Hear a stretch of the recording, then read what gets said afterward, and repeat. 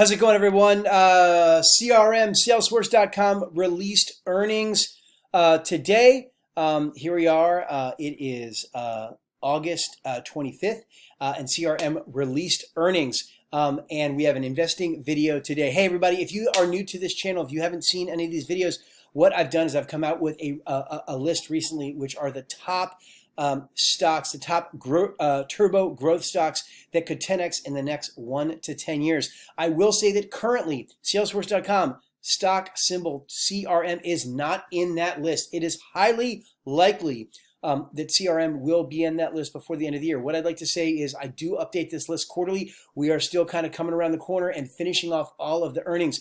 The last earnings in the little basket, I have got a basket of 50 stocks that I've done a lot of analysis on, and these 50 stocks are basically turbo growth stocks. And then from that list of 50, I've developed a strong buy list, and that strong buy list is actually, again, the top 10 stocks that I feel could 10x in the next 1 to 10 years. And there's always going to be one bonus in there, so it's going to really be 11.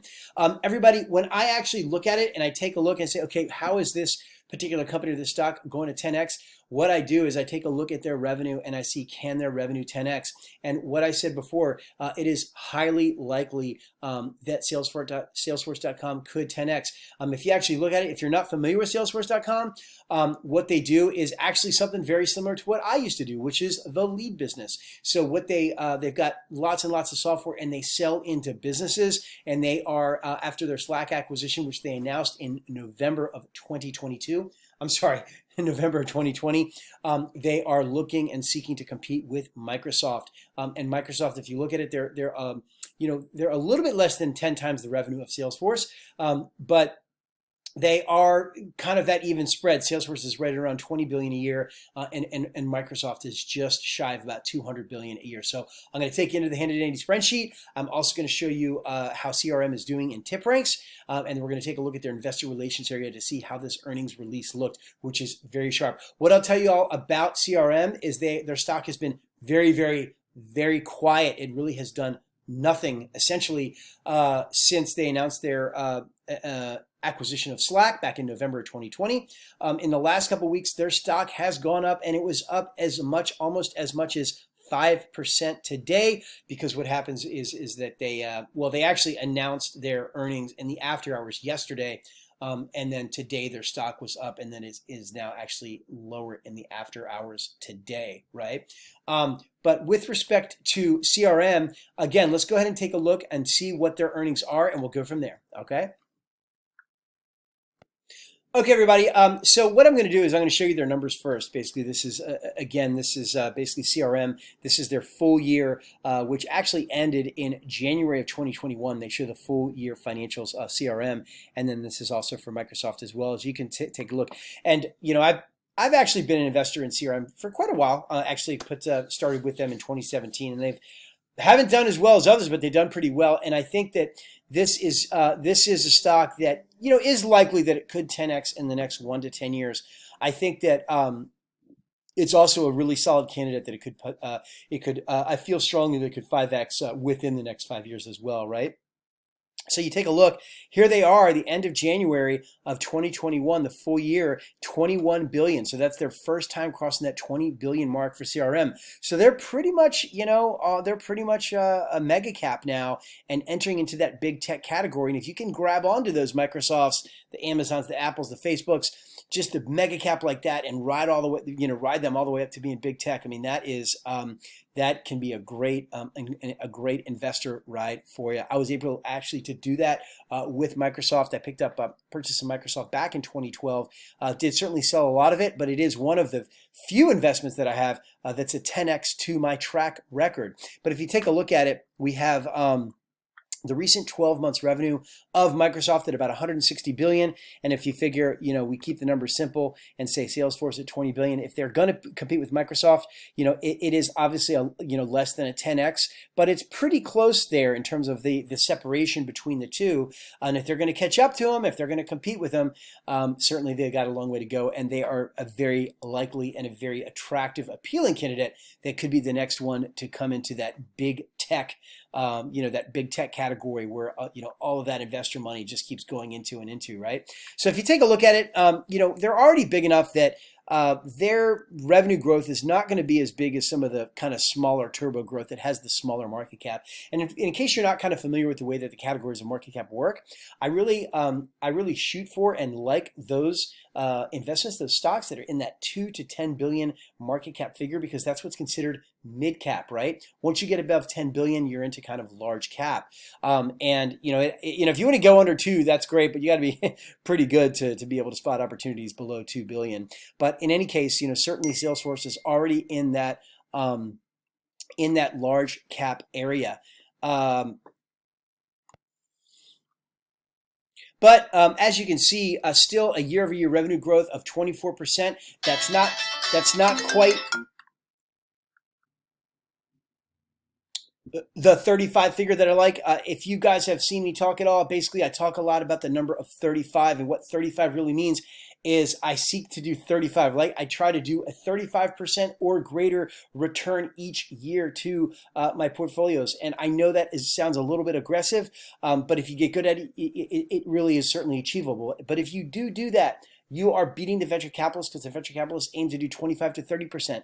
Also, if you actually do that to your portfolio, if you take that 35% number, that means that you're going to be doubling your portfolio every 3 years, right? Not accounting for withdrawals, of course. Let's go ahead and spin that to a company. So if a company does 35% year-over-year revenue growth, that means they're going to be doubling their revenues every 3 years. Anything above that 35% figure, that's going to shorten that time, mathematically, of course, right? But when you get into the big numbers like CRM, where they're doing over 20 billion a year in revenue, you're going to see, most likely, you're going to see some, not quite the same revenue growth that they had earlier when they were doing less revenue, right? And they were a smaller market cap company.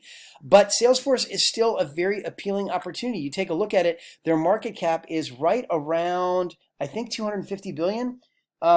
Today, it was actually in the low 200s because the stock didn't do anything again from November, like literally until this summer. But now it's about 260 billion. That's a much lower market cap than Square. Square is, taking off like wildfire, but it is a pretty reasonably low market cap considering what it is. And if you take a look at Microsoft, Microsoft has got a market cap of, I think, over 2 trillion. Let's take a look real quick.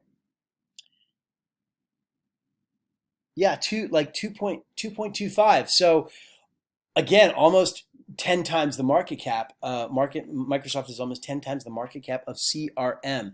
So again, that is the year-over-year revenue growth. Very, very, very attractive gross profits at 78%.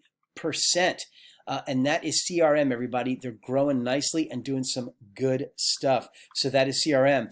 Actually, let's go ahead and take a look at their investor relations area.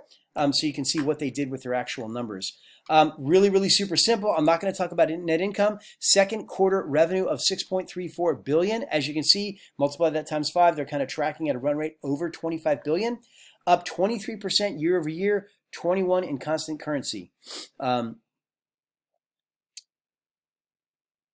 Initiates third quarter fiscal year 22 revenue guidance of 6.78 billion to 6.79 billion, up approximately 25% year over year. So all that really means is they increased the guidance. They said, okay, we're going to probably make more money than you guys realize in 2022. So we're going to go ahead and we're going to up our guidance. That's what they said. I'm not going to talk, I don't really focus too much on net income, and I don't really focus too much on operating cash flows. I focus more on really what is a 6-point strategy that I've come up with for turbo growth tech stocks. And that 6-point strategy is really quite simple. Number one is product. You got to know what the company does. Okay. One of them is also gross profit, what the margin number is. Anything above 35 is great, right? The next one is market cap. If you can snag that before it hits large cap, before it hits 10 billion, that's great.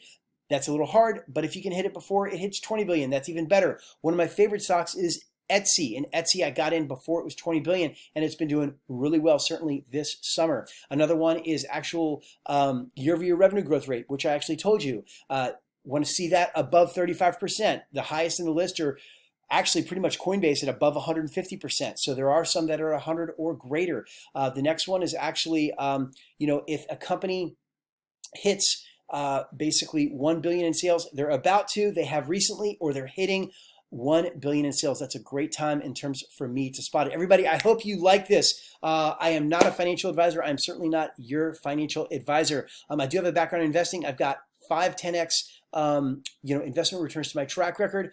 My first job out of college was Merrill Lynch. I did investment banking after that. Then I moved out here and worked for Sun America in Los Angeles for 3 years. As an individual investor, I've got a great track record where I've got an 80x return on my Netflix positions. I bought Netflix at 3 billion market cap. When you look at their 52-week high, it is an 80x return. Then I've got a 33x return when you look at the Apple's market cap, 52-week high market cap, right? I purchased Apple in June of 2007 before the first iPhone came out. Everybody, I'm going to put some links below. I came out with a blueprint on investing and on credit. You can go check that out. I've got a bunch of guides in there, and it's only $7, everybody. Other than that, if you guys like this, if you like hearing about earnings, if you like hearing about the top turbo growth tech stocks that could 10x in the next 1 to 10 years, go ahead and give me a like and consider subscribing to the channel. If you have any questions, if you want me to take a look at one of your stocks, put that in the comments area and let me know. Other than that, have a great week, everyone.